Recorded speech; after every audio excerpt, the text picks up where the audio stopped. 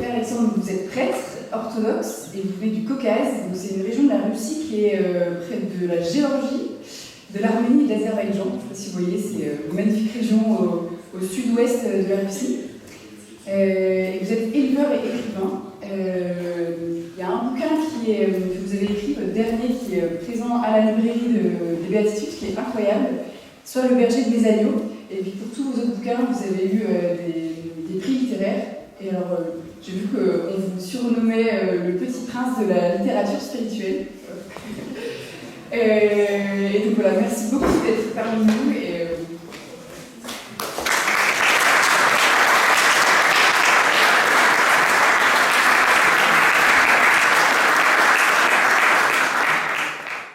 Merci Marguerite, c'est une grâce pour moi d'être ici parce que c'est un sujet qui m'intéresse énormément. Je suis depuis 2 ans installé au nord de la Sarthe, et d'ailleurs parmi les participants, il y a un voisin, il vient du village à côté, où j'ai acheté une petite ferme dont le bâtiment principal, le manoir, date du XVe siècle, mais qui, pour les précédents propriétaires, servait d'élevage de chevaux et de bovins.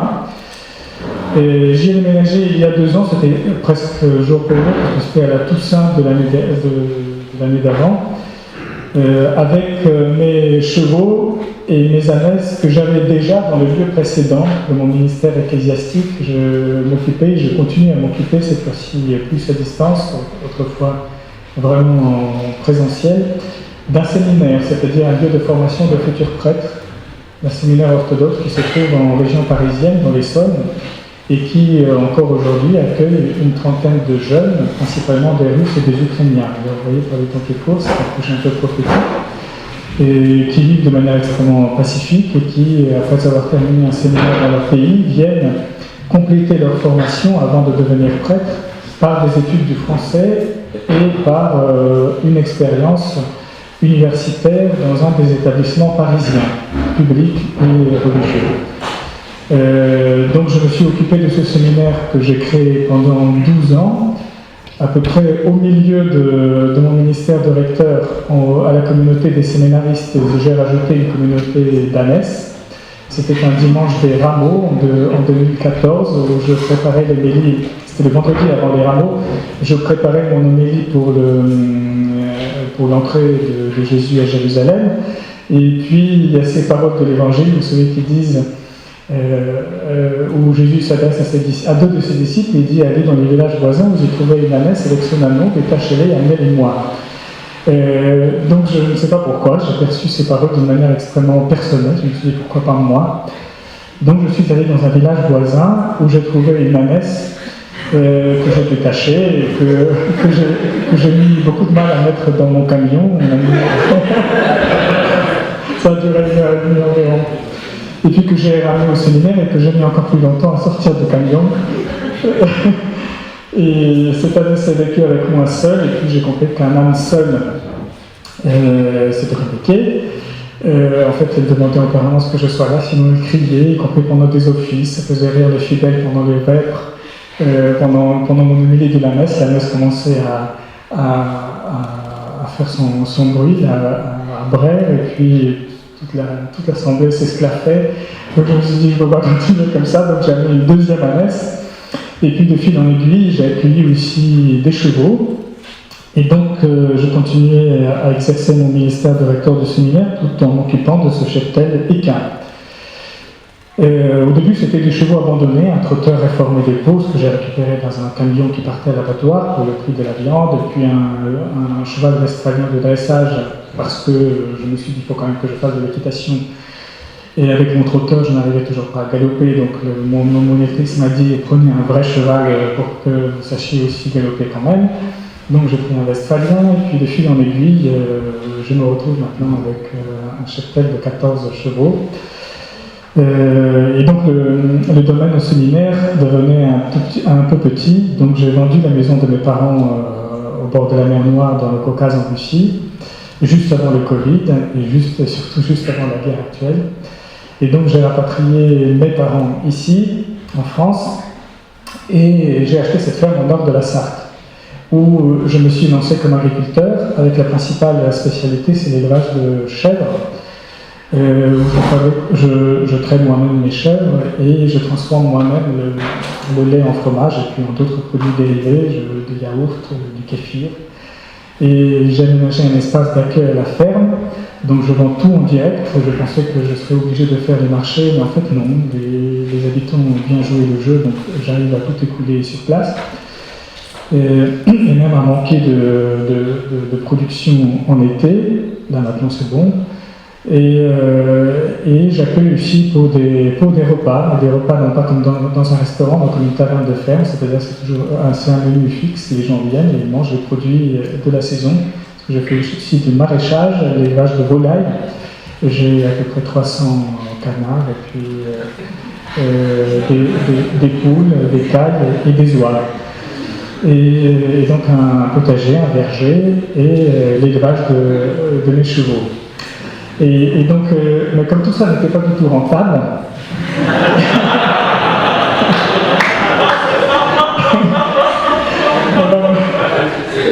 parce que en réalité, autour de mon domaine, je n'ai que 2 hectares, donc, qui est juste la maison. La mairie m'a donné gratuitement 4 hectares en éco-pâturage pour mes ovins, et parce que les chèvres, ça ne tient pas dedans, les clôtures ne sont pas suffisantes, ils n'arrêtaient pas de foutre les camps. Donc maintenant, ce sont les ovins qui sont un peu plus stables, donc ils font de l'éco-pâturage sur les terres de la commune, et c'est tout à fait gratuit, donc j'en suis reconnaissant à mon village. Et puis j'ai loué aussi en fermage 3 autres hectares, donc j'en suis à 9 hectares en tout. Vous voyez, c'est rien, parce que mon voisin lui, il a 400 hectares. Mais bon, j'ai quand même réussi à avoir de bonnes relations avec les agriculteurs locaux. J'ai un très bon fournisseur de foin, dont le prix ne cesse de diminuer chaque année, donc je lui en céderai. C'est sympa, oui. Alors cela dit, il y a sa fiancée, je lui donne des cours d'équitation, j'ai quand même un extérieur avec moi à cheval, donc on se compense de cette manière. Et donc, voilà, et pour mon élevage de chevaux, donc j'ai commencé par accueillir des chevaux à l'abandon, ou des trotteurs réformés de course, ou ceux qui n'ont pas passé des qualifications, et puis les chevaux de retraités qui ne peuvent plus le garder. Et maintenant, je suis passé à un véritable élevage. J'élève une race rare, très peu connue en France, mais qui pourtant est très très ancienne et qui a une énorme culture derrière elle. Il s'agit des chevaux akaltékés, dont le berceau se trouve au Turkménistan et dont le meilleur reproducteur depuis l'époque. Comment ? Avec des oreilles un peu... Non, ça ce sont des chevaux marawi qui sont en Inde, qui sont des descendants d'Akaltéké, mais une souche d'Akaltéké qu'on a choisie avec cette particularité des oreilles. Non, les chevaux Akaltéké, la race elle-même, qui est très ancienne, on l'appelait autrefois les Turcomans, ce sont des chevaux qu'on reconnaît parce qu'ils ont une robe très brillante métallique. Donc c'est un peu le cheval doré métallique. Si vous cliquez Akaltéké sur Google, vous tomberez sur des chevaux qui brillent comme de l'or ou comme de l'argent, parce qu'en réalité la vraie robe originelle c'était pas du bai doré, c'était plutôt du gris argenté. Et donc le berceau de cette race se trouve au Turkménistan, qui est aujourd'hui un pays fermé, qui interdit l'exportation de chevaux et qui surtout ne les contrôle pas sur le plan de l'ADN et n'a pas de contact avec le Studbook international, qui est fermé depuis le début du XXe siècle. Mais les meilleurs représentants de la race, les meilleurs reproducteurs, se sont retrouvés depuis l'époque soviétique en Russie, donc mon pays d'origine. Ce qui explique, vous voyez, pourquoi je me suis lancé dans l'élevage d'Akaltéké, c'est que j'étais très fier de mon troupeau hétéroclite équin il y a quelques années, et puis j'ai reçu un visiteur, un connaisseur, qui me dit « Bon, c'est très bien votre troupeau, mais il vous manque un Akaltéké ». Donc c'est là que je commençais à m'intéresser à la race, et j'en suis tombé amoureux, donc je me suis lié d'amitié avec tous les reproducteurs de la race en Russie, au Kazakhstan, au Turkménistan, et donc profitant un peu du contexte difficile actuel, j'ai pu acquérir pour rien du tout des meilleurs producteurs, mais j'ai dû payer très cher le transport, parce que de très loin. Et donc j'ai actuellement 2 poulinières, un étalon, et dans les 3 années qui viennent, je vais recevoir chaque année une poulinière de plus pour arriver à peu près à 5 poulinières dans 3 ans. Et puis après, comme Dieu le veut, on verra. Et donc l'idée c'était d'avoir un très très bon élevage avec des lignées très célèbres en Europe, de sorte que les personnes qui veulent acquérir des chevaux de cette race ici ne soient pas obligées aujourd'hui de traverser ces énormes obstacles presque infranchissables aujourd'hui, financiers et logistiques, à cause de la situation politique que vous connaissez. Voilà donc pour mes activités d'agriculteur. Tout ça n'est pas rentable, même avec les chevaux à caltéquer. Donc pour rentabiliser tout ça et pour pouvoir entretenir mon domaine, je fais ce qu'on appelle l'accueil à la ferme pour des séjours participatifs. Donc je travaille avec une agence parisienne qui m'envoie presque tous les jours, y compris là en automne, des citadins avec des enfants principalement qui veulent découvrir le fonctionnement d'une petite ferme et donc côtoyer les animaux. Donc je les accueille dans 2 chambres d'hôtes et puis une roulotte insolite qui a été aménagée par l'agence. Et donc ils sont en pension complète et ils m'accompagnent du matin au soir pour voir comment on fait pour s'occuper de tous ces animaux. Et donc c'est ça qui me permet en fait de vivre, parce que je ne perçois plus les honoraires de messe volontairement pour ne pas dépendre financièrement des fidèles et des autorités ecclésiastiques, et je continue à distance de m'occuper aussi du séminaire, où j'ai formé toute une équipe d'anciens séminaristes qui sont restés sur place et qui maintenant, sur place, comme prêtres et diacres, gèrent la communauté de manière quotidienne, tout en étant avec moi en contact en permanence. Voilà, donc aujourd'hui, ce dont je voulais vous parler, c'est un peu le sujet de mon dernier livre qui s'appelle Sur les bergers de mes agneaux, et le premier sur les chevaux que j'ai consacré s'appelait Des Tachalets, amenez-les-moi, bien sûr. Et donc, le sujet que je voulais développer, c'est un peu la ligne rouge de mes derniers ouvrages, c'est comment allier la foi chrétienne et puis notre aspiration à la divinisation et notre foi en la résurrection avec le véritable travail d'agriculteur. Alors dans mon cas, à un niveau extrêmement modeste, comme vous avez compris, et un peu à l'ancienne,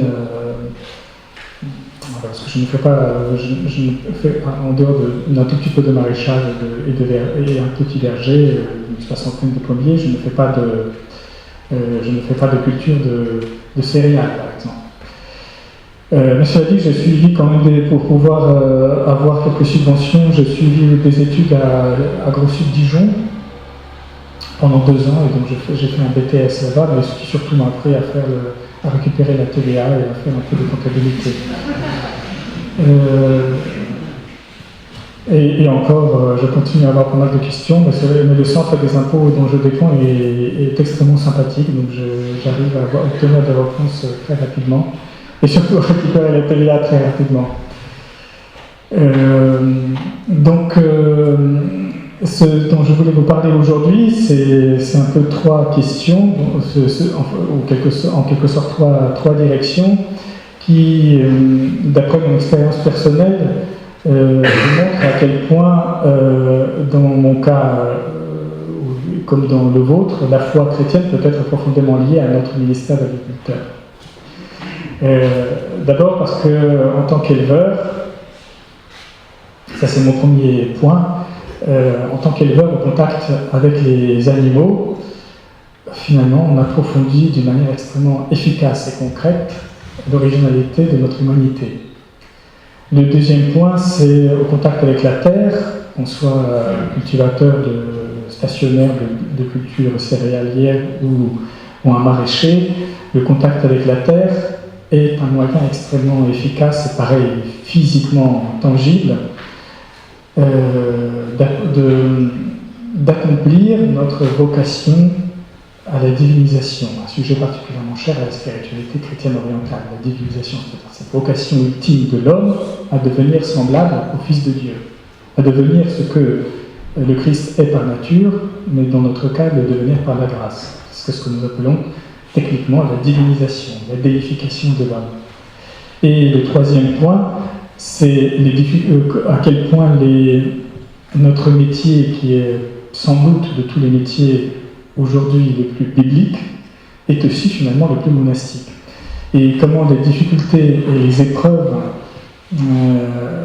d'un travailleur agricole, éleveur et cultivateur, est un terreau formidable pour le développement d'une ascèse personnelle. Parce que la plupart d'entre vous, si j'ai bien compris en discutant avec un certain nombre, êtes vraiment très engagés dans le travail agricole et vous savez combien ce travail comporte de peines, de déceptions et de difficultés. Surtout quand on est éleveur, mais pas seulement, parce que quand les cultivateurs, je crois qu'ils ont aussi leur lot de souffrance. Et ça, c'est mon premier point, c'est au contact avec ces difficultés quotidiennes que nous, les agriculteurs, d'une manière extrêmement concrète, grâce à ce que nous faisons tous les jours, du matin au soir, et parfois même une bonne partie de la nuit, que nous pouvons vraiment comprendre en quoi consiste l'originalité de l'humanité. D'abord, en quoi consiste la grandeur de l'humanité, parce que en tant qu'agriculteurs, nous laissons une véritable empreinte physique, tangible, sur la terre ou sur le monde animal.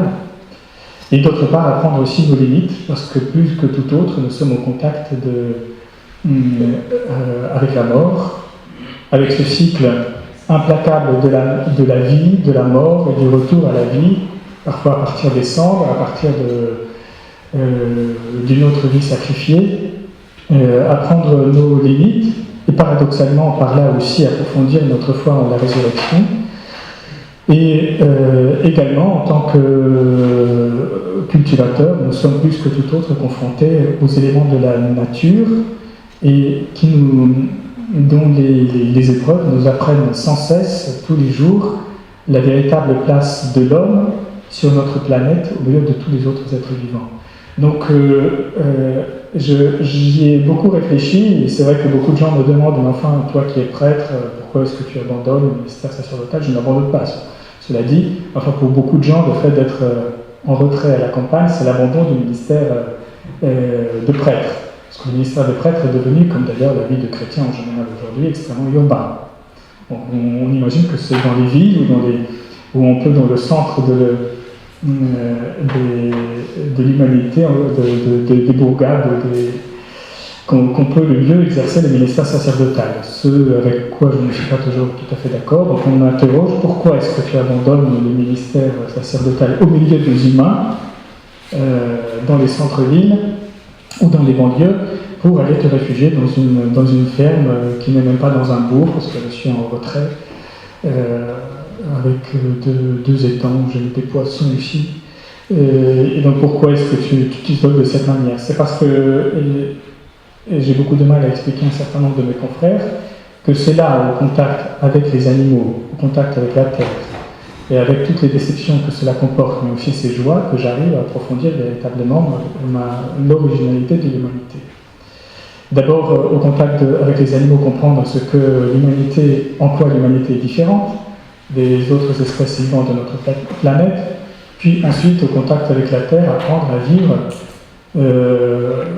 réglé par le temps, les saisons et tout ce que nous connaissons aujourd'hui sur la position de la Terre, de notre planète, sur ses différentes vies, différentes épreuves, différentes rotations, etc.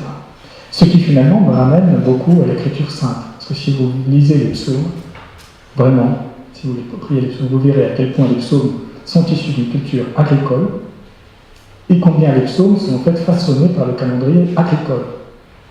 La plupart des psaumes sont en fait l'héritage ou le cri, si vous voulez, les cris de joie ou le cri de déception des personnes qui ont été des éleveurs ou, dans une moindre mesure, des cultivateurs.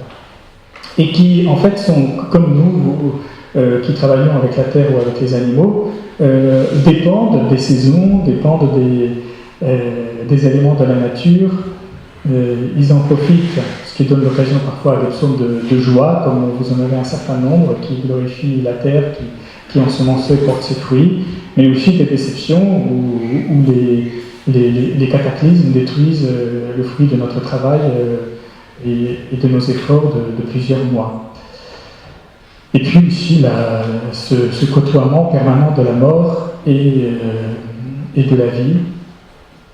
Une des plus grandes émotions que j'ai gardées de mes dernières années ne sont pas tant liées à mon ministère de prêtre, et pourtant comme tel j'ai été parfois obligé d'aller donner des derniers secours à des personnes mourantes ou accompagner des personnes parfois dans des situations extrêmement compliquées. Mais une des émotions les plus fortes, c'était la mort de mon étalon, que j'ai décrit d'ailleurs dans mon dernier livre. Parce que c'était la toute première mort que je vivais dans mon cheptel. Et pourtant j'avais déjà beaucoup d'animaux de toutes sortes, beaucoup de chevaux, et il a fallu que la mort vienne. Alors c'était à Noël, donc elle a vraiment déployé tous les efforts possibles et imaginables pour m'humilier au maximum.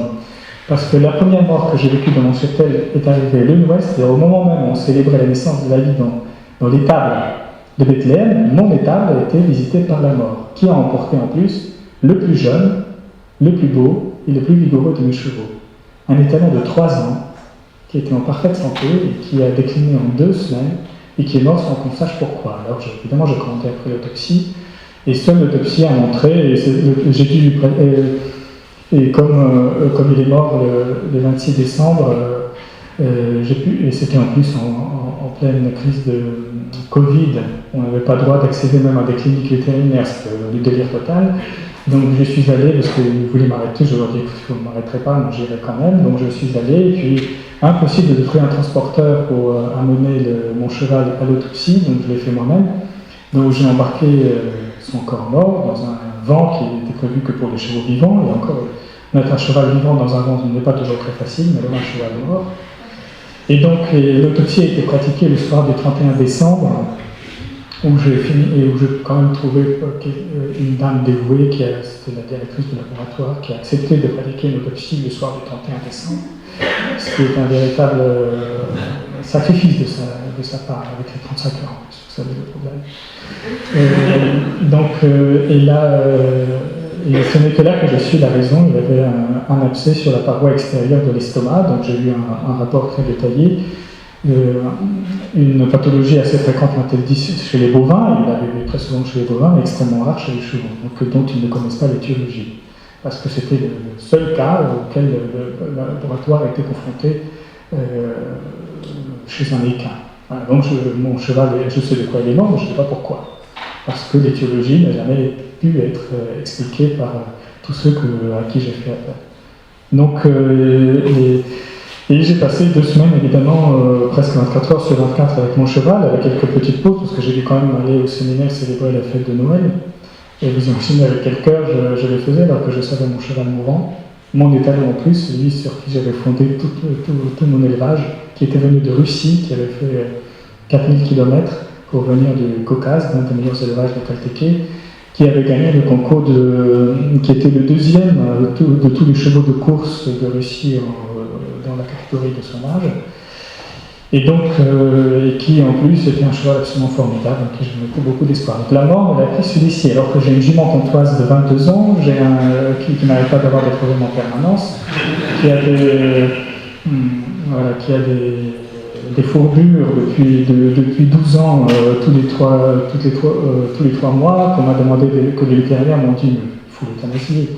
J'ai toujours refusé, et 2 mois plus tard, il galope à nouveau. Donc, voilà, j'ai un Westphalien qui fait 1,90 m au garrot, qui est né en Allemagne et qui n'arrête pas d'avoir des problèmes de santé. Il a 18 ans, il est toujours là. Et alors le cheval de 3 ans, qui a été en parfaite santé, tous les check-ups vétérinaires parfaits, celui-là qui meurt juste après Noël, et il a la toute première mort de mon cheptel. une dure épreuve pour votre foi, parce que, surtout dans mon cas d'un prêtre, vous imaginez, c'est-à-dire que je suis là et je ne suis pas le thaumaturge que je voudrais être et que je croyais pouvoir être. Donc le miracle que je demandais ne s'est pas accompli, le miracle que je voulais n'a pas eu lieu. Donc c'est là que vous êtes confronté véritablement à vos limites. C'est là que vous devez repenser vraiment votre approche à beaucoup de choses. Et là, vous comprenez que, même prêtre, vous êtes impuissant face aux cieux qui ne répondent pas. Mais au même moment, 2 mois plus tard, je découvre que mon ânesse est bizarrement grosse quand même, parce que je sais qu'elles mangent pas mal, mes ânesses, elles arrivent toujours à s'échapper pour aller dans les vergers pour ramasser les pommes par terre. Et je me dis quand même là, même avec toutes les pommes qu'elle a mangées, ça fait quand même un peu gros. Et donc en fait, l'ânesse avait conçu de l'étalon. Et donc quelques mois après la disparition, après la mort de Béron, a donné naissance à un petit être que je croyais complètement difforme et qui est devenu un magnifique petit bardeau. Le seul bardeau téqué de la planète. Et donc vous voyez un petit exemple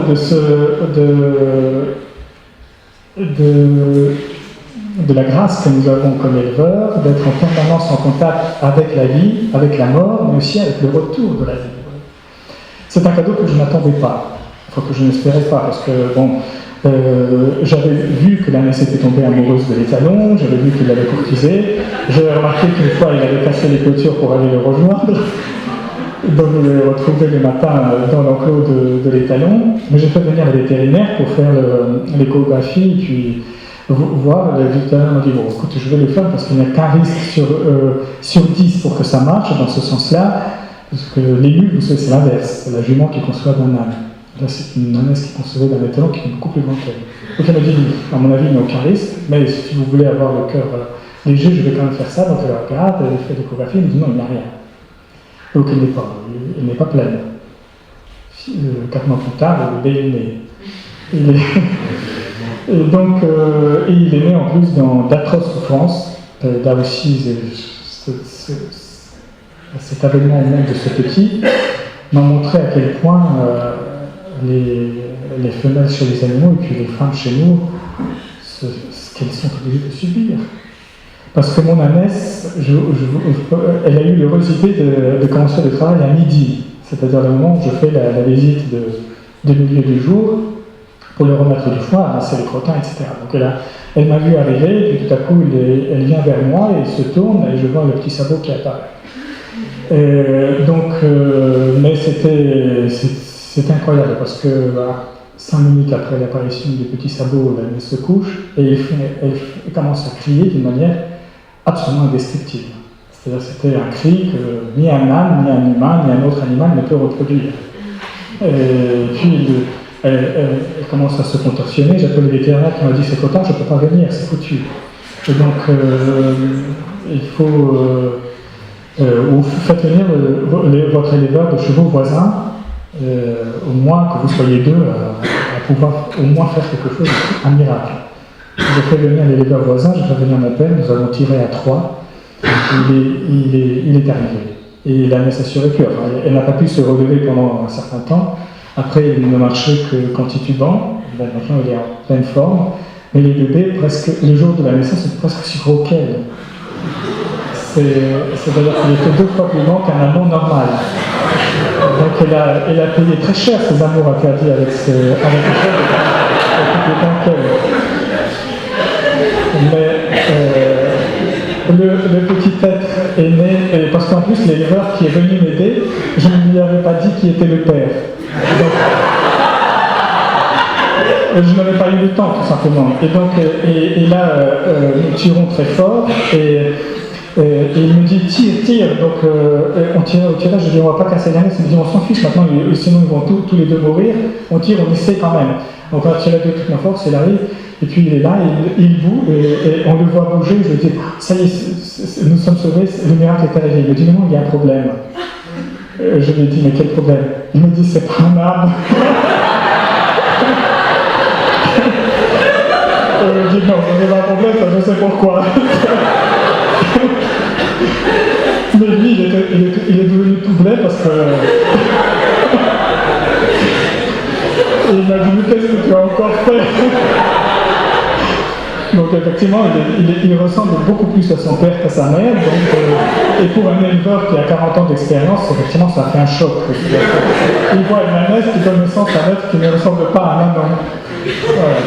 À part, les oreilles sont un tout petit peu plus grandes, mais comme les Akalteke, souvent aussi des chevaux ont des oreilles un peu plus grandes que les autres races de chevaux. Donc il m'a dit, mais c'est pas possible, il y a un problème. Donc voilà. Là, pour le coup, je connaissais la raison du problème.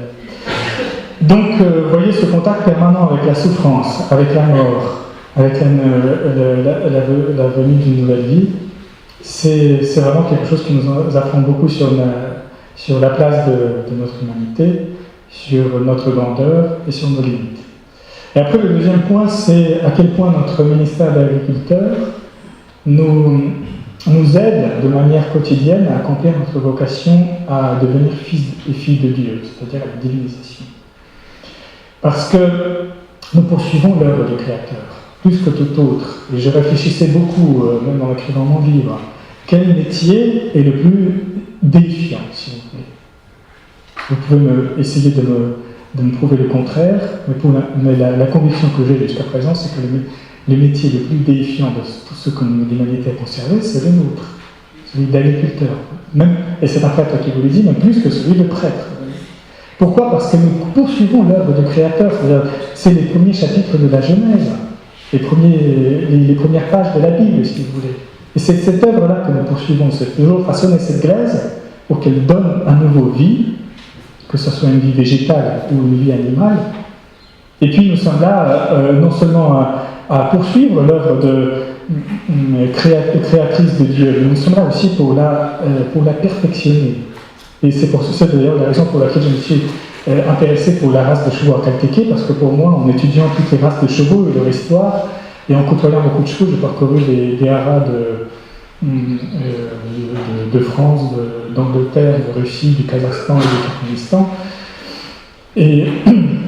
Et ce qui m'a fasciné dans la race des chevaux Akalteke, qu'on appelle parfois aussi la race la plus ancienne des chevaux de sel, je ne sais pas si c'est mérité ou non, mais en tout cas ce que j'ai constaté, c'est qu'en comparant par exemple avec le cheval mongol, en Mongolie, je ne sais pas si vous le voyez, un petit cheval trapu qui ressemble beaucoup à celui de Przewalski, et donc qui est très proche du cheval d'origine, c'est-à-dire de celui dont les équins descendent tous, eh bien j'ai trouvé chez l'Akalteke en quelque sorte l'expression la plus forte de l'empreinte humaine sur un genre animal. Parce que le cheval Akalteke, en fait, et c'est tout l'inverse du cheval d'origine. Et c'est la sélection minutieuse, millénaire de l'homme qui a transformé, en quelque sorte, une donnée divine en une donnée humaine. Et là, je disais de temps en temps au Seigneur, je dis, Seigneur, ne te fâche pas, je crois que nous avons fait mieux que toi. Pour le coup. Parce que quand on regarde le cheval de Przewalski, quand on voit un cheval Akalteke, il n'y a pas d'hésitation, le cheval Akalteke est beaucoup plus beau. Et donc, je dis, là, nous avons fait mieux que toi. Et c'est ça, vous voyez, notre vocation défiante, c'est-à-dire non seulement de poursuivre l'œuvre de Dieu, de la conserver, de la préserver, mais aussi de l'améliorer. Et c'est ça que nous faisons, les cultivateurs et les éleveurs. Nous améliorons une donnée qui est là, une plante, une vie végétale, une vie animale, une race, un genre animal, et nous le perfectionnons grâce à nos efforts, grâce à notre sélection rigoureuse, grâce à notre travail, ça devient mieux que ce que Dieu a fait. Et donc, pour moi, c'est là la vocation du genre humain. Non seulement nous avons la vocation à garder, à préserver cette planète, mais nous avons la vocation de la rendre meilleure, plus belle que ce qu'elle était au début. Et donc je ne fais pas partie de ce pessimiste misanthrope qui pense que l'humanité ne fait que détruire notre planète. Oui, elle a fait beaucoup de dégâts à la planète, et nous continuons à faire beaucoup de dégâts à la planète. Mais quand on regarde de manière globale, l'humanité a quand même beaucoup perfectionné la planète aussi. Alors il y a des effets secondaires bien sûr à tout ça, il y a des effets secondaires dont il faut évidemment s'occuper, sur lesquels il ne faut pas fermer les yeux, qui sont un véritable danger à certains égards. Et moi je reste extrêmement optimiste, et sur l'avenir de l'agriculture, et sur l'avenir de notre humanité, et sur l'avenir de notre planète. nous arrivons quand même à faire des choses grandioses, nous arrivons à perfectionner l'œuvre de Dieu, et les résultats sont là, ils sont rapidement visibles, et on peut les démontrer, on peut montrer, voilà. Mettez le choix de Père Javaski, mettez le choix de la Caltéquée, vous verrez qui a fait mieux, Dieu ou l'homme. L'homme. Et pareil, pour les plantes, c'est à peu près pareil aussi. Prenez le raisin sauvage et le raisin du Bordelais ou de Champagne. Qui a fait mieux? Dieu avec son raisin sauvage et nous avec les vignobles champenois? Bien sûr, nous. Voilà, donc ça c'est, en dehors de ces plaisanteries, c'est quand même extrêmement, pour moi c'est extrêmement important. Nous avons à notre charge des vies végétales et des vies animales, avec ce paradoxe aussi que nous cultivons la vie pour que notre vie la mange. Donc c'est un paradoxe auquel je réfléchis beaucoup tous les jours, parce que je suis tout le temps confronté à des véganes aussi qui viennent me voir, ou qui parfois m'insultent, qui parfois m'écrivent aussi. Ça m'est arrivé, même quand je montais à cheval en Île-de-France, d'avoir des guet-apens d'un groupe de véganes qui m'attendaient dans la forêt pour me dénoncer dans l'exploitation du cheval, parce que j'étais dessus. Voilà, donc voilà, des antispécistes. Donc ça, c'était souvent, comme ils savaient que j'étais prêtre, donc ils m'attendaient, donc ils y allaient avec des pancartes parfois, ou avec des cris. Donc c'est un sujet que je ne peux pas éviter. C'est un sujet auquel j'ai réfléchi beaucoup. Et même si je ne suis pas un grand mangeur de viande, je ne suis pas non plus végétarien. J'ai un élevage de volailles, et selon général, comment ça se termine. Donc, en même temps, ce que j'essaie d'expliquer à tous les gars qui viennent me voir et qui me disent « Mais vous, prêtre de surcroît, comment osez-vous exploiter d'autres vies ?» etc. Je dis « Mais moi, c'est pas moi qui ose. C'est la nature qui est organisée comme ça. Et pas seulement notre planète. L'univers qui est organisé de cette manière. Une vie dans l'univers dans lequel nous vivons se nourrit forcément d'une autre vie. Et même nos étoiles sont issues de la mort d'autres étoiles. Même les éléments dont nous sommes composés sont en fait des éléments qui sont nés de la corruption d'autres éléments. Et je ne crois pas que ça soit, parce qu'ils me disent oui, pour des véganes chrétiens, ils me disent oui, mais c'est le résultat de la chute de l'homme et donc de cette malédiction d'Adam. Ce n'était pas le plan originel de Dieu. Je dis, mais détrompez-vous, moi je crois que c'était le plan originel de Dieu.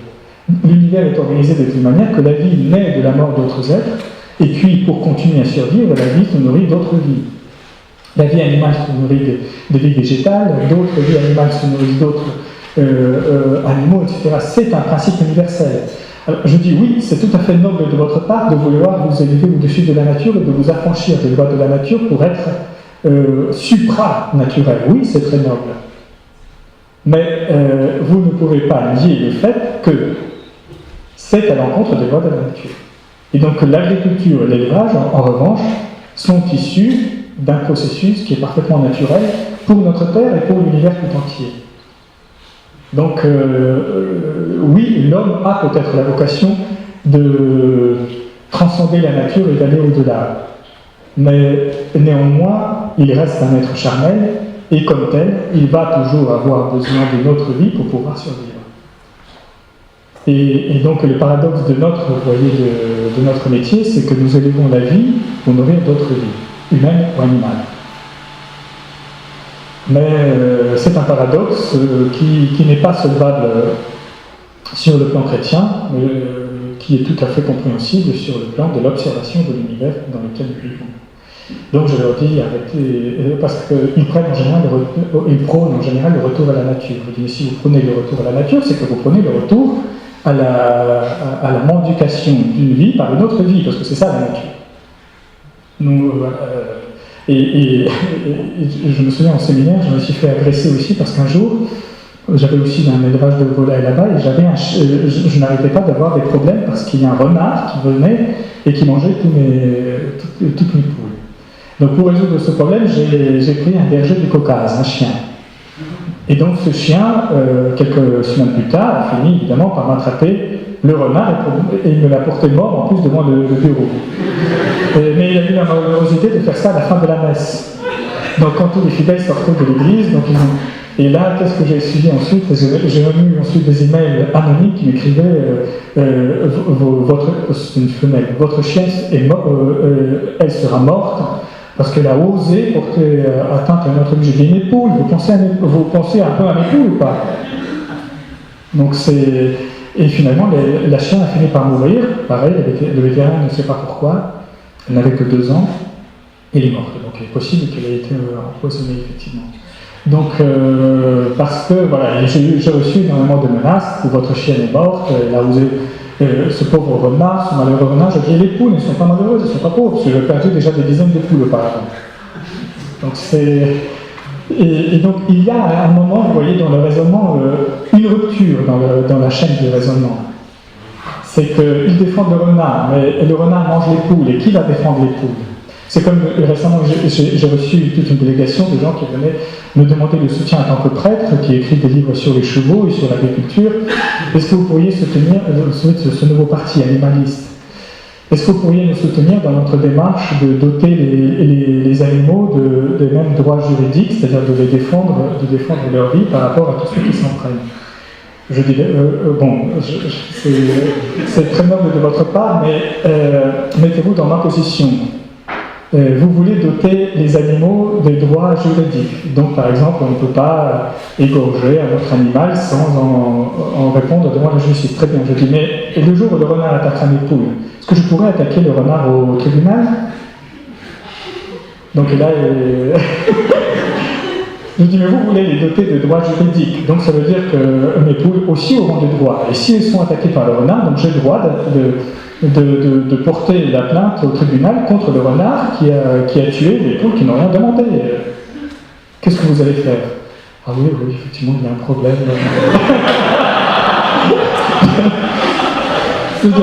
Si vous les dotez de droits juridiques, c'est que vous les dotez aussi de la responsabilité juridique. Or, la responsabilité juridique, c'est-à-dire que votre renard que vous voulez défendre contre les chasseurs locaux, parce que c'était ça. Ils disent les chasseurs ont fini par tuer tout le renard. Je dis, détrompez-vous, il y en a encore. Mais d'accord, il y aura des droits, mais ça veut dire qu'il y aura aussi des obligations juridiques. Je ne veux pas qu'on mange mes poules, donc ça veut dire que voilà, prenez les mesures pour que le renard n'attaque pas mes poules, sinon je porterai plainte au tribunal contre lui. Donc voilà, s'en est arrêté là, donc évidemment je n'ai porté aucun appui à leur cause, et ils sont partis un peu déçus, mais bon, ils ne m'ont pas attaqué non plus parce que c'était plausible. C'est-à-dire à un moment, il y a quand même, on s'arrête, on est confronté à la nature, on ne peut rien faire. Donc tôt ou tard, il y a toujours quelqu'un qui mange quelqu'un. Donc voilà, et je leur dis, c'est que pour moi, la seule manière dont je résous, vous voyez, ce problème du sacrifice de notre vie pour nourrir d'un autre, ou celle de mes chiens, ou je ne dis pas d'autres animaux qui mangent de la viande, carnivores, c'est que je le fais un peu comme les anciens. Ça devient pour moi un véritable sacrifice. Donc, les sacrifices dont il faut tenir compte, et pour lesquels il faut rendre grâce. Donc, comme disait hier des Américains qui étaient venus prendre le déjeuner dans ma ferme, ils disaient « Your ducks have a wonderful life for one bad day ». Donc, vos canards, ils ont une magnifique vie pour un jour mauvais. Effectivement, ils ont 2 étoiles à leur disposition, je leur organise une vie magnifique, et c'est vrai, à un moment ou à l'autre, ils sont sacrifiés. Voilà, mais simplement, je me rends compte de ce sacrifice, et ce que nous faisons à la maison, c'est ce que j'essaie aussi de transmettre à nos séminaristes, c'est qu'il faut se rendre compte que c'est le sacrifice d'une autre vie pour nourrir la nôtre, donc nous n'avons aucun droit au gaspillage. Parce que quand je vois, par exemple, de la viande bovine ou autre, de porc, jetée dans des poubelles, je me dis alors qu'il s'agit des autres vies que nous avons sacrifiées pour nourrir les nôtres, pour moi, ou du poulet jeté comme ça dans les poubelles, moi je me dis c'est impossible. Oui, j'égorge mon canard ou mon poulet, mais je ne veux pas que... c'est un sacrifice qu'il fait de sa vie, involontairement d'ailleurs, il n'a rien demandé, mais c'est moi qui le sacrifie pour nourrir d'autres vies, je ne veux pas qu'il termine à la poubelle, ne serait-ce qu'une partie même de cette viande. Parce que c'est sacré, c'est une vie. C'est une vie qui a été sacrifiée, qui reste quand même sacrée, donc il faut qu'elle serve dans ce cas-là à l'objectif de ce sacrifice, c'est-à-dire à nourrir notre vie, et pas à finir corrompu dans une poubelle. Et c'est là-dessus que nous devons travailler, c'est-à-dire arrêter le gaspillage des produits alimentaires que nous connaissons aujourd'hui, parce que c'est quand même extrêmement scandaleux. Moi, je voyais même avec nos séminaristes qui venaient des pays de l'Est, mais enfin des autres aussi, quand je vois tout ce qu'ils jettent à la poubelle, je me dis, enfin, c'est pas possible, vous allez arrêter de faire ça. Vous ne pouvez pas jeter à la poubelle des choses qui ont coûté des vies des autres. Donc, et surtout, quand on prend cette viande, il faut arrêter de la prendre comme un droit. Ce n'est pas un droit. C'est une autre vie. Et la nature nous oblige à la manger, et il faut le faire en conscience de ce sacrifice.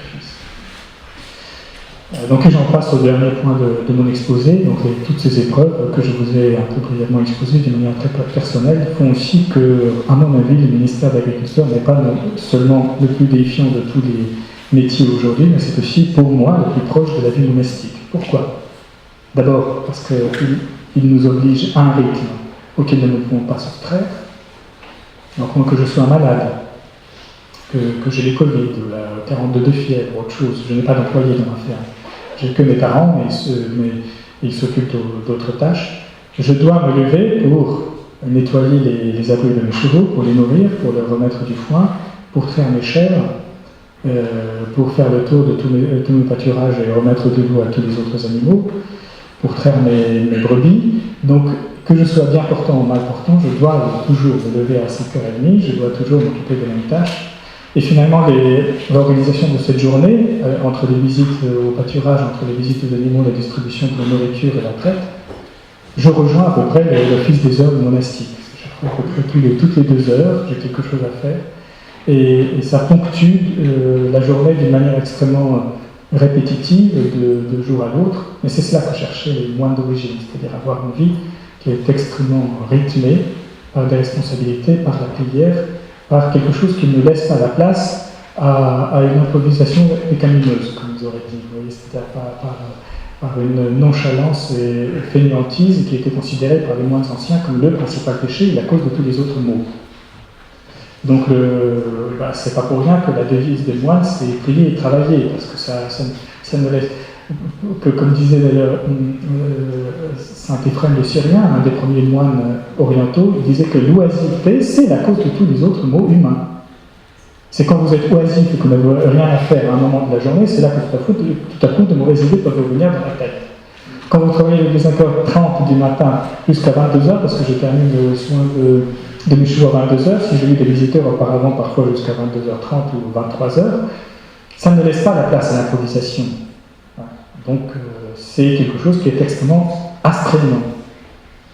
Donc il y a ce rythme qui fait de nous presque des moines, et puis il y a aussi nécessairement par la force des choses le retrait du monde, qui est un sujet extrêmement cher aux moines. Et par le monde, ici on n'entend pas le cosmos, dont au contraire la vie agricole nous rapproche, mais le monde en tant que mondanité, c'est-à-dire la structure humaine bâtie sur le principe de l'ambition, de la réussite en carrière, du pouvoir et de l'argent.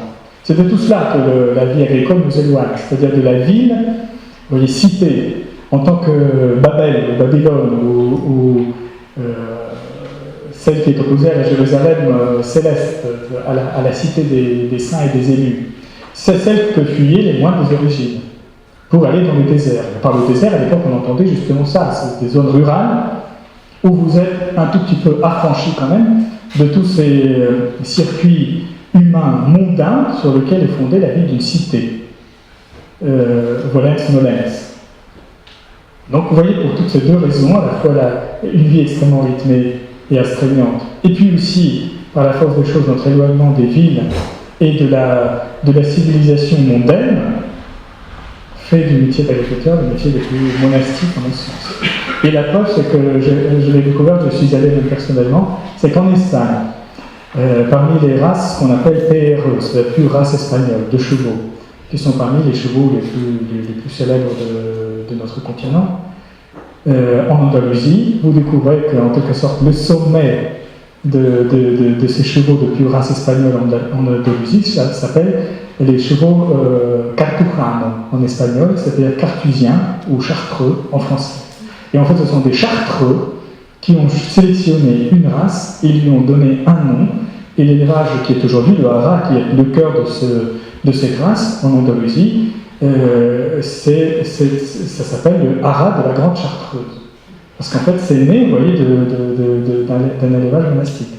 Et donc, à mes confrères qui me disent, mais enfin, toi, qui es moine, prêtre, pourquoi tu perds ton temps avec les chevaux? Je dis, écoutez, même les Carthusiens, même les Chartreux, ce sont les moines les plus taciturnes, les plus ermites de la tradition occidentale. Même eux, ils se consacraient à l'élevage de chevaux. Je veux dire qu'ils les montaient aussi. Et donc, pour terminer, en conclusion, sur l'équitation que je pratique beaucoup, presque quotidiennement avec mes chevaux, et les gens qui me disent oui, mais même la SAFER, récemment, on m'a dit oui, mais avec votre élevage de chevaux, vous ne faites que plomber les résultats de votre exploitation. Je dis oui, mais arrêtez d'être toujours dans l'approche utilitariste de l'agriculture. Il y a autre chose dans l'agriculture, il n'y a pas seulement l'utilitarisme, il n'y a pas seulement la question du gain. Pourquoi les chevaux? Je vais vous expliquer. Parce que pour moi, l'équitation est quelque chose d'extrêmement qui me discipline énormément. Vous savez très bien que pour faire du cheval, surtout à l'extérieur, comme moi je le fais, il faut avoir des chevaux à toute épreuve.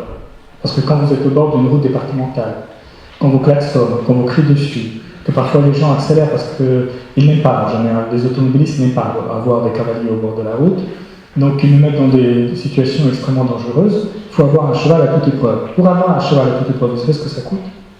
Ça coûte des mois et des années de travail. Et développer une véritable confiance avec un animal qui pèse 10 fois plus que vous, et qui a 20 fois plus de force que vous, et qui accepte que votre cerveau dirige votre binôme centauresque. Et ça exige une énorme discipline et une cohérence parfaite, parce que le cheval vous reflète. Si vous avez peur, il va avoir peur 10 fois plus. Si vous êtes angoissé, il sera angoissé 10 fois plus. Si vous stressez, il va stresser 10 fois plus. Vous êtes le prédateur, si le prédateur a des raisons de stresser, en plus, lui, il a proie. Et donc, il est en quelque sorte votre miroir. Donc, vous êtes obligé de cultiver votre cohérence, de cultiver votre patience, et de cultiver aussi, enfin, comme on dit aujourd'hui, de devenir extrêmement zen. Parce que si vous n'êtes pas zen avec un cheval, vous courez devant de graves problèmes, vous allez vous retrouver tôt ou tard dans le coma. Donc, je fais ça, vous voyez, pas seulement pour ces raisons-là, pas pour des raisons sportives non plus, parce que certains agriculteurs, là-bas, dans la région où je suis, les agriculteurs n'aiment pas les cavaliers. Et donc, quand ils peuvent, avec une moissonneuse batteuse, ou avec un autre gros engin sur la route, une croise, me montrer qu'on ne vous apprécie pas sur les routes, ils en profitent. Parce que ça m'est arrivé qu'avec une moissonneuse batteuse, je fais tout pour obliger mon cheval à prendre le galop dans les champs, ou pour me montrer que je n'avais pas de place sur la route. Certains même crient qu'est-ce que vous foutez là, vous ne faites que nous retarder, etc. Donc il y a une vraie animosité à l'égard des agriculteurs, je ne sais pas pourquoi d'ailleurs, parce que je suis aussi agriculteur comme eux, éleveur.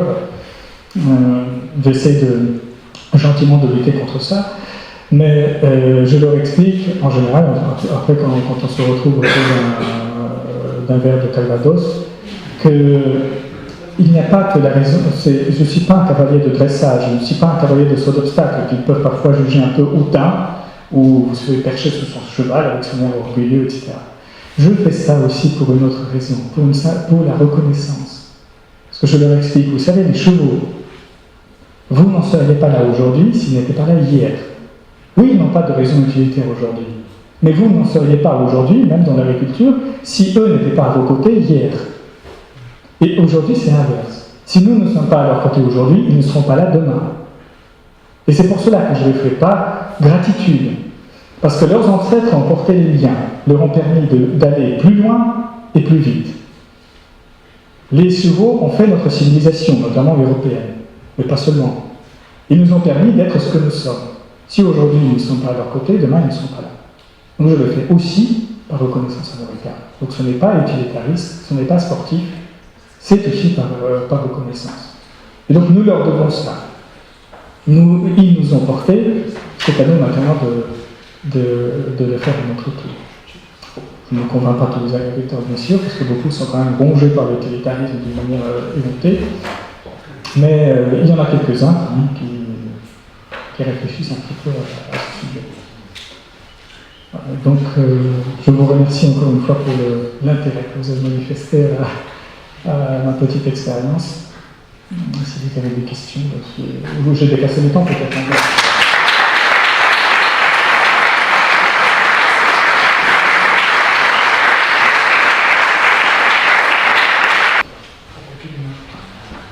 D'abord, merci beaucoup à vous d'être venu.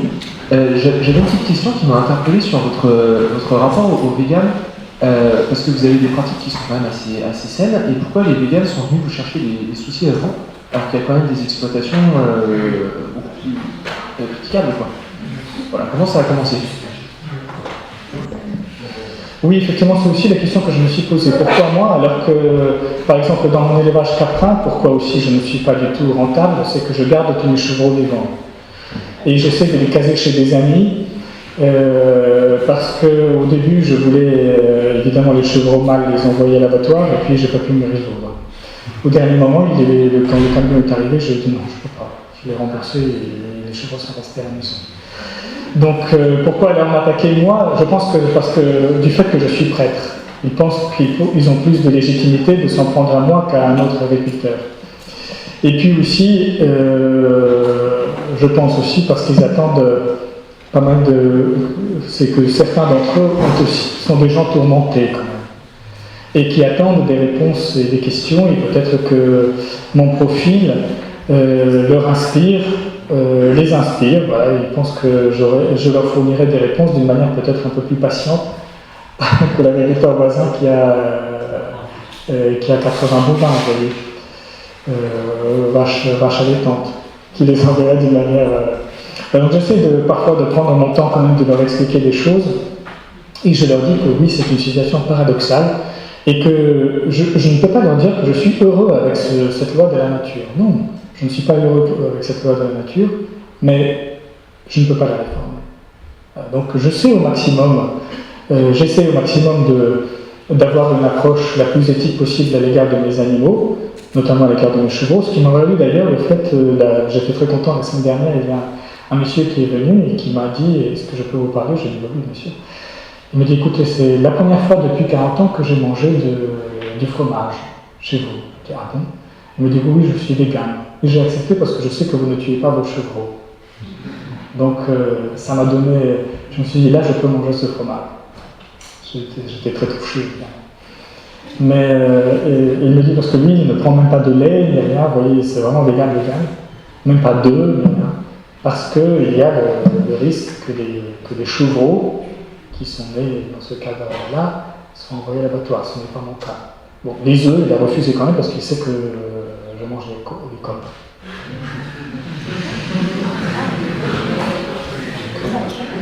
Mais c'est difficile quand même, c'est difficile parce que, surtout dans le cadre de l'équitation, parce qu'ils me crient en général, vous exploitez le cheval. Je leur dis, mais venez me voir un jour chez moi, parce que quand vous voyez, mes chevaux sont en pâture libre, avec un abri où ils sortent, où ils entrent quand ils veulent. Donc ils ont des étangs, ils ont un champ tout autour, c'est un peu comme on appelle les paddock paradise. Je leur dis, venez voir. Quand j'arrive avec le licol et la longe, non seulement mes chevaux ne s'enfuient pas, mais mon trotteur, celui qui m'a appris l'équitation, mon tout premier cheval, il arrive au galop pour un trotteur. Parce qu'il me voit avec un licol et une longe. Et que si ce n'est pas lui que je prends, mais la qualité qui est voisin, ben, il y a toute une bagarre à la porte, parce qu'il y a des crises de jalousie. C'est lui qui veut sortir avec moi en promenade. Je dis, or, ils savent pertinemment que quand je les sors en promenade avec le licol et la longe, c'est que je monte dessus. Donc si ça les embêtait, ils disent, oui, mais c'est parce qu'ils sont pas programmés, comme ils disaient. Voilà, conditionnés. Je dis, oui, mais c'est pareil, le conditionnement, nous sommes tous conditionnés. Qui d'entre nous n'est pas conditionné? Mais c'est impossible d'éviter tout conditionnement. Dans une certaine mesure, oui, le cheval est conditionné comme moi, je suis conditionné comme vous êtes conditionné, parce qu'on ne peut pas, en vivant en groupe, ne pas être conditionné. C'est impossible. Donc, mais en tout cas, par le comportement de mes chevaux, je vois que non seulement ça ne les dérange pas, mais que ça fait des bagarres. Hier encore, j'ai monté mon grand trotteur, l'autre trotteur, le premier, mon tout premier cheval, il a fait une hystérie à la porte, il a voulu taper le grand trotteur parce que c'est sur lui que j'ai mis de l'école et pas sur... et donc c'est l'autre qui sortait en promenade et pas lui. Donc j'ai dû appeler mes parents pour qu'ils le retardent un tout petit peu pour que je puisse sortir l'autre trotteur parce qu'ils ne le laissaient pas sortir. Donc voilà, et je dis aux gars, mais venez voir ça, vous verrez. Et si mes chevaux vraiment ne voulaient pas ça, en me voyant avec l'hélico de la longe, je foutrais les camps. C'est pas du tout ce qu'il faut. Je voudrais savoir si vous nommez vos animaux et si la raison pour laquelle vous dites. Oui, je nomme tous mes animaux sauf les descendants de dinosaures. C'est-à-dire les volailles, je nomme pas les noms. Mais tous les mammifères portent un nom. Et même les chevaux. C'est la raison d'ailleurs pour laquelle je n'ai pas pu les mettre à l'abattoir. Parce que même les chevaux, ils ont tous un nom et ils portent les noms de la mythologie grecque. Donc là, tous les noms de muses, des dieux grecs, etc., tous y sont passés. Et comme je suis en train de relire Hésiode, voilà à peu près tous les noms qu'il y a dans la théogonie d'Hésiode sont présents dans mon élevage. Et pourquoi vous les nommez? Pourquoi je donne ces noms? Parce que figurez-vous que... Pourquoi vous les nommez? Pourquoi vous leur donnez un nom? Pourquoi je les nomme? Parce que je traîne les chèvres moi-même avec un petit chariot de traite, avec deux faisceaux. Donc je peux traire 2 chèvres en même temps. Et non seulement je leur donne des noms, mais je les habitue à répondre à leurs noms. Et là, mes chèvres, au moment de la traite, elles viennent en fait quand elles entendent leur nom. Et comme je suis là assis sur mon tabouret et sont tout autour, en fait je dis Clio, et là, donc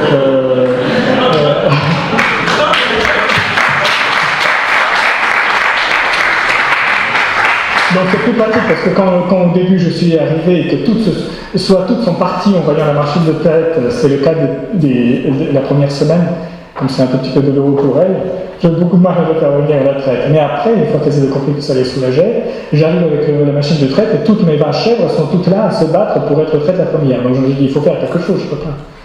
Donc du coup, je les ai habituées toutes à leur nom. Donc chacune a un nom et elle vient en fait maintenant que quand elle entend son nom. Si elle n'entend pas son nom, si elle vient sans que son nom ait été prononcé, donc je la chasse. Et les chèvres, ce sont des animaux assez intelligents, donc au bout de 2 semaines, ils ont compris qu'elles n'avaient aucune chance d'être traite tant qu'elles n'entendaient pas le code en question. Donc maintenant, c'est comme ça, c'est Estia, elle arrive, donc c'est l'aîné, Clio, donc il y a toutes les muses, et chacune connaît leur nom parce que je leur donne dès la naissance. Et après, au moment de donner la nourriture, c'est comme avec les chevaux, je les conditionne. C'est-à-dire, au moment de leur donner une friandise, je prononce ce nom. Et donc, les chèvres, ça apprend très vite, en fait. Donc, je n'ai pas réussi à faire ça avec les brebis, par contre. Rien à faire. Mais les chèvres, très bien. Toutes connaissent leur nom. J'ai une question à vous poser. Est-ce qu'il y a des orthodoxes dans la Sarthe? Et est-ce que comment est-ce que vous arrivez à vivre vos 2 vocations, celle d'éleveur et celle de pasteur? Alors, il y a des orthodoxes dans la Sarthe, il y a même au sud de la Sarthe un monastère avec une vingtaine de moniales et de moines. Il y a une paroisse au Mans et puis il y a une paroisse à Alençon, parce que je suis plus proche d'Alençon que du Mans, Alençon qui est déjà dans l'Orne en Normandie. Et donc il y a des orthodoxes un peu partout. Il y a même maintenant une famille qui vient de m'annoncer qu'en fait ils déménageaient dans la région parce que j'habitais à côté. Donc ils cherchaient de façon à acheter une ferme, mais plutôt que de l'acheter quelque part, ils peuvent l'acheter à côté d'un prêtre orthodoxe. Donc voilà. Et puis, comment je joins les 2 ministères? Alors, les gens me disent, mais tu as aménagé une chapelle dans ta ferme? Je dis non, je n'ai pas aménagé de chapelle, mais j'ai un dolmen préhistorique, néolithique, qui est là depuis la nuit des temps. Et donc, quand il fait beau, je célèbre la messe sur le dolmen, et quand il fait mauvais, je célèbre dans une des églises ou des chapelles catholiques du coin, comme j'ai des relations très bonnes avec le curé, et que le curé a 18 chapelles à sa charge. ça ne lui dérange absolument pas de me prêter une chapelle ou une église. Donc il me dit de toute façon. Et puis il y a aussi pas mal de chapelles et d'églises particulières là-bas, parce que par exemple il y a une voisine pour mon voisin Douillet à Moitron-sur-Sarthe, il y a l'ancienne commanderie templière avec une très belle chapelle du XIIIe siècle, avec des fresques, avec des chevaux d'ailleurs. Et elle élève des chevaux et des bovins, et elle est devenue une amie, parce qu'en fait elle avait lu mes livres, et quand je me suis installé dans la région, elle est venue me voir. Et c'est une chrétienne, éleveur elle a une quarantaine de trotteurs et une soixantaine de bovins. Et donc elle me dit, tu peux venir célébrer dans ma chapelle quand tu veux. Donc quand il fait mauvais, je vais célébrer chez elle. Même je ne célèbre pas pour moi quand je suis seul, je ne le fais que quand il y a des groupes de pèlerins qui viennent et qui me le demandent. Et je pensais que ça serait assez rarement. En fait, maintenant, presque tous les dimanches, il y a des groupes de pèlerins qui viennent. Et comment ? Non, je ne la célèbre pas tous les jours. Donc, en général, chaque fois qu'il y en a besoin. Et donc là, tous les dimanches, j'ai souvent des groupes qui viennent exprès. Là, parfois, le dernier groupe qui est venu, ils sont venus carrément de tourner en Belgique. Il y avait parfois, il y a une vingtaine de personnes qui viennent de l'autre bout de la France pour passer une journée à la ferme pour célébrer la messe avec moi. Donc en fait, c'est comme ça que ça fonctionne. Et par ailleurs aussi, je rends service à la paroisse catholique, parce que le curé m'invite de temps en temps à prêcher à la messe anticipée, ou quand il a besoin aussi, je vais l'aider dans les aumôneries, parce qu'il est tout seul, et à 18 communes. Et donc, moi je lui ai dit que si la communauté catholique avait besoin de mes services, j'étais tout à fait à sa disposition. Donc, vous avez le temps avec vos animaux ? Alors j'ai peu de temps parce que chaque fois il faut calculer par rapport à mes astreintes à la ferme, mais j'arrive quand même à dégager 1 heure de temps en temps. Donc quand les gens viennent chez moi à la ferme, évidemment pour moi c'est plus pratique que quand moi je suis obligé d'aller quelque part. Donc je fais ça de manière maintenant très improvisée. Et à ceux qui me disent que ce n'est pas normal, je leur dis écoutez, relisez les Pères du désert, c'est à peu près ce qui se passait avec les moines des origines. C'était des gens qui vivaient dans des zones extrêmement rurales, reculées. En fait, c'était les pèlerins qui venaient vers eux, soit pour des entretiens spirituels, soit pour célébrer avec eux, soit pour prier avec eux. C'est exactement ce que je fais. Alors par ailleurs aussi, comme ma ferme n'est rentabilisée que par l'accueil à la ferme, dans mes chambres d'hôtes et dans ma roulotte, il y a aussi beaucoup de gens en fait, qui réservent des séjours, pas seulement pour être à la ferme, mais aussi pour être avec un prêtre. Donc il y a de temps en temps des personnes qui viennent passer 1 semaine, parce que ce sont des fidèles, qui veulent à la fois vivre dans une ferme et avoir à leur disposition un prêtre avec qui parler tous les jours. Voilà, donc ça, j'accueille pas mal de pèlerins dans ce contexte-là aussi. Et puis j'accueille aussi à la ferme à chaque fois une personne pour 1 mois ou plusieurs mois en difficulté. Donc là, j'ai accueilli en automne dernier un jeune homme qui venait de perdre sa mère et qui avait fait des tentatives de suicide, donc il avait vécu 1 an chez moi. Et là, maintenant, j'accueille un réfugié vétérinaire qui est venu du Caucase et qui, dans l'attente de ses papiers et de savoir quel sera son statut, vit chez moi. Je fais un peu comme vous voyez les anachorètes anciens, l'accueil des pèlerins, des personnes en difficulté, et je célèbre la messe quand on la donne. Et les autres sacrements aussi. C'est pas une chose entre guillemets obligatoire. Non, ce n'est pas obligatoire. Chez les orthodoxes, on n'a pas l'obligation pour les prêtres de célébrer quotidiennement, parce que la célébration de la messe est considérée non pas comme l'apanage du prêtre, mais l'apanage de la communauté ecclésiale. Donc le prêtre n'est qu'au service de la communauté ecclésiale, mais c'est elle qui décide quand, à quelle fréquence et où on célèbre. Donc c'est pas au prêtre de décider, ah bah tiens, moi j'ai envie de célébrer la messe aujourd'hui dans mon salon pour me faire plaisir parce que je ne veux pas aller me taper de la messe publique avec la paroisse. Ce n'est pas possible chez les orthodoxes. C'est la communauté paroissiale ecclésiale qui décide et qui fait appel à un prêtre pour qu'il lui préside la célébration eucharistique. Encore une ou 2 questions, et après on va faire une Petite question, vous disiez que l'homme améliorait la nature, l'œuvre de création de Dieu, donc en prenant l'exemple des atapékés ou de la sélection des semences. donc une certaine forme d'optimisation. Pour vous, en agriculture, quelles sont ces limites à cette forme d'optimisation? Je pense aux OGM par exemple, ou peut-être à d'autres sujets aussi. Voilà, est-ce que vous avez un avis? Alors, je vais peut-être vous choquer, mais moi je ne suis absolument pas anti-OGM. Et pour la raison très pratique que je veux vous expliquer, c'est quand je vois l'agriculteur voisin épandre des produits chimiques dans le champ juste à côté de mes chevaux ou de mes chèvres pour son élevage de graines, je me suis dit, si c'était amélioré sur le plan génétique et si ça pouvait éviter l'épandage de produits chimiques, moi je suis preneur. Donc les limites, moi-même, c'est peut-être choquant, mais moi je ne pose pas de limites, vous voyez, à cette sélection et à cette amélioration, cette optimisation, comme vous dites, de l'agriculture par l'homme. Et il faut réfléchir au cas par cas, mais moi personnellement, je n'ai jamais été choqué par les OGM, par exemple. Et les robots, par exemple, ou sur l'aspect technique aussi Les robots sur l'aspect technique, pourquoi pas aussi. Petite machine de traite me rend quand même un énorme service. D'abord, c'est beaucoup plus hygiénique, c'est plus rapide, et je pense même que c'est peut-être plus agréable pour la chèvre parce qu'au début, évidemment, quand je n'avais que 2 chèvres à traire, je faisais ça à la main. Je me rends compte que c'est quand même peut-être plus... Avec la machine de traite, pour elle, c'est plus confortable même pour la chèvre elle-même.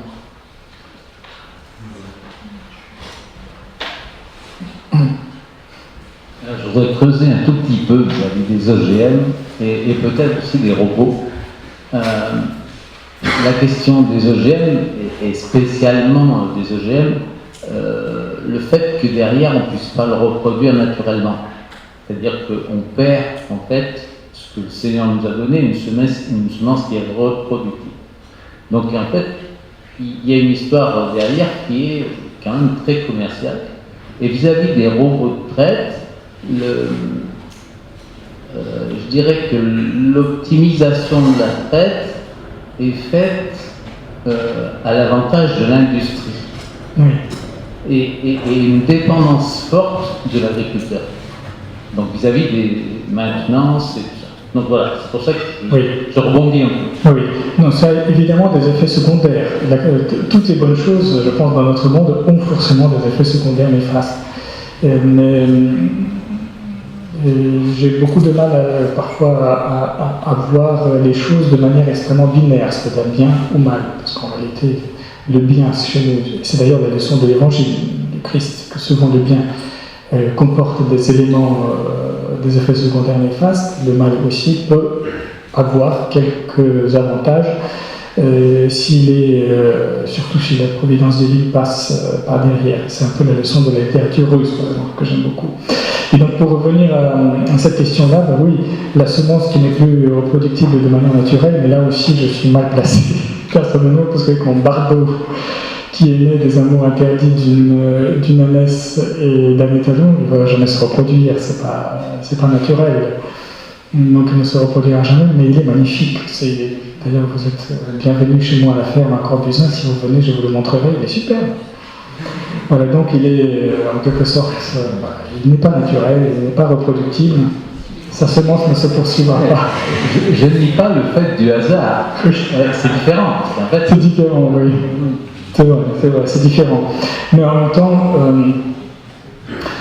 oui, ça a des effets secondaires, bien sûr, mais ça a aussi quelques côtés positifs.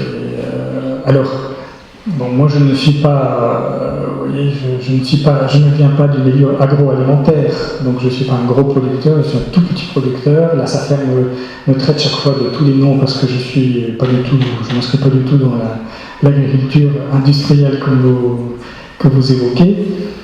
Mais je ne suis pas non plus, je ne suis pas un opposant non plus de toute cette industrie dans l'agriculture, parce que mon voisin, qui est devenu aussi un ami, il a son élevage de bovins, de vaches laitières entièrement automatisé maintenant. Alors c'est sûr que c'est pour une grosse production, c'est très industriel. D'emblée, j'étais très méfiant, mais c'est un très brave garçon. il fait ce qu'il peut, il optimise, il s'améliore. Alors c'est sûr que son troupeau a triplé depuis qu'il a installé tous ses automates. Il a perdu le contact personnel avec ses vaches qu'il avait auparavant. Mais je n'ose pas, vous voyez, lever la pierre pour la lui jeter de mon côté. Donc j'agis plutôt sur ce plan-là. Vous voyez, j'ai moi-même des défauts, je n'ose pas trop attaquer les autres. J'ai une question qui peut paraître peut-être un peu naïve, mais c'est la question du corps. Alors maintenant, vous devez être rodé et autres, mais avec quand même pas mal d'engagement, d'activité. Comment on fait pour tenir sur le plan physique? Est-ce que ça se rôde en allant parce que l'énergie est là, et donc il y a la motivation, et donc le tout suit ou... Alors oui, ça c'est c'est quand même une question très importante pour moi, parce que là je viens de dépasser la quarantaine. Et je sens que de temps en temps, le corps a du mal à suivre, effectivement. Et donc, c'est surtout que l'équitation, ça demande une bonne forme physique. On ne peut pas monter à cheval si on est fatigué, si on a mal au dos, etc. Donc, c'est pas très prudent. Et puis, toutes les autres activités qui reposent sur moi, je sais que si je tombe malade, il n'y a personne pour me remplacer. Donc c'est une question pour moi très grave, celle du corps. Et donc là j'ai eu fin août le Covid et j'avais 41 de fièvre, mais j'allais traire les chèvres quand même. Et c'était épuisant, c'était difficile, mais je le faisais quand même. Mais là c'est en quelque sorte ma vocation monastique, c'est-à-dire c'est cette approche. J'essaie évidemment de le préserver le plus possible, ce corps. Mais parfois, je l'avoue, je suis à faire un peu plus que ce qu'il aurait envie, ce dont il aurait envie. Donc, je prends ça d'une manière extrêmement ascétique. C'est-à-dire ça, un peu comme vous voyez, c'est un grand sujet de la littérature monastique ascétique du premier millénaire. C'est-à-dire le corps, on l'afflige en quelque sorte, on l'oblige, on l'épuise. Et on le contraint parce que les pères de l'Église, par exemple, le comparaient justement à un étalon qu'on soumet à sa propre volonté. Voilà. Donc, marqué par cette littérature ascétique monastique, j'ai tendance effectivement à abuser de la générosité de mon corps. Mais je ne sais pas combien de temps je vais tenir, j'espère le plus longtemps possible, mais sans doute au-delà d'un certain âge, il faudra chercher d'autres solutions. C'est l'avantage d'être encore relativement jeune. Encore. Bon, du coup, deux dernières questions. Après, on va essayer de finaliser. Merci pour votre conférence. Vous avez dit, là, au cours d'une question, que vous n'étiez pas vraiment binaire. Je me retrouve assez dans ce constat-là. Mais vous avez quand même dit pendant la conférence vous avez pointé quelque chose qui est assez tranché pour le coup, qui est la question des déchets. Et ça m'a fait penser à une réflexion personnelle qui vient un peu d'un jeu de mots entre structure de péché et culture du déchet. En français, ça se ressemble un petit peu, mais moi, ça me fait dire que le déchet, quelque part, peut être comparé au péché dans la mesure où c'est, on pourrait dire, presque retiré de la création, de ce cycle de la vie qui se reproduit pour être mis dans une décharge de mort, quoi, dans un lieu de cris et de flammes. Et donc, je trouvais que là, il y avait quand même quelque chose de tranché. Alors, je ne sais pas si ça fait une réponse, mais c'était en tout cas... Oui, vous avez raison, c'était peut-être un peu tranché, mais c'est vrai que j'ai beaucoup de mal avec ça et ça me scandalise énormément.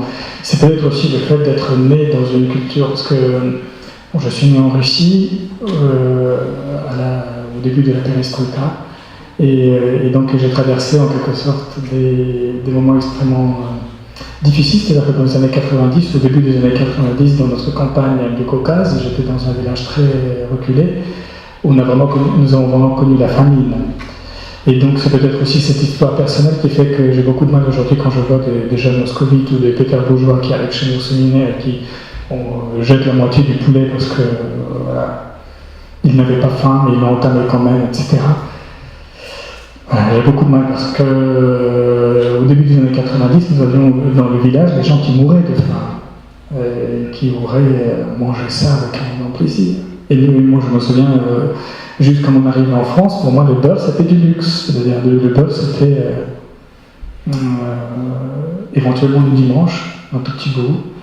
Et je me souviens, la première fois où j'ai goûté du chocolat, c'était ma grand-mère qui avait trouvé ça, je ne sais où, quelqu'un m'avait apporté un petit morceau de tablette, donc j'avais goûté ça, je trouvais ça extraordinaire. Donc, vous voyez, il y a aussi cette histoire personnelle. Et sans parler de la viande, évidemment, qui chez nous n'était pas à table tous les jours, loin de là. Et quand je vois aujourd'hui certains de mes séminaristes dire ah, mais qu'est-ce qu'on va manger, il n'y a pas de viande aujourd'hui, ça me révolte un tout petit peu parce que j'ai l'impression que ça devient pour certains un droit et non pas une exception. Or, pour nous qui sommes issus des milieux ruraux très pauvres, la viande n'a jamais été un droit, c'était plutôt quelque chose d'assez rare et exceptionnel. Et jeter de la viande, ça paraissait impossible. Question assez rapide sur les personnes que vous accueillez, notamment la personne réfugiée. Est-ce que vous vous contentez de lui offrir un toit ou est-ce que vous l'aidez aussi dans des démarches sociales? En général, ça dépend du profil des personnes. Donc là, par exemple, le jeune de 18 ans qui avait des soucis psychologiques, donc il était avec moi du matin au soir à m'accompagner dans le travail. Lui, par contre, il était travailleur, donc il m'aidait vraiment beaucoup physiquement. Là, dans le cas du réfugié, je lui offre le toit, les documents, les papiers. Donc j'ai engagé, j'ai demandé avec lui, pour lui, le statut de réfugié. Donc j'ai écrit à la préfecture, j'ai écrit au service d'asile. Donc j'ai appuyé tout son cas et toute sa demande. Donc vous voyez, ça dépend des profils. Donc l'objectif n'est pas qu'il reste longtemps dans ma ferme, c'est que je lui dis voilà, tu peux rester. En attendant, tu peux travailler ou pas travailler. Alors lui, il ne veut pas travailler parce qu'il n'aime pas les animaux. Voilà. Mais c'est pas pour autant que je vais le chasser. Donc il reste là, mais simplement, j'ai fait tous les papiers qu'il faut, j'ai écrit à toutes les instances qu'il faut et je l'accompagne dans toutes ces démarches administratives parce que comme il ne parle pas français encore très bien, donc je l'accompagne dans toutes les démarches et puis je le mets en contact avec les associations, avec la population locale. Il est vétérinaire? Il est vétérinaire, oui. Et il n'aime pas les animaux. Et il veut m'expliquer que c'est le cas de tous les vétérinaires. Je dis écoutez, c'est pas le cas de Julien qui s'occupe de mes chevaux. Merci beaucoup pour la bien.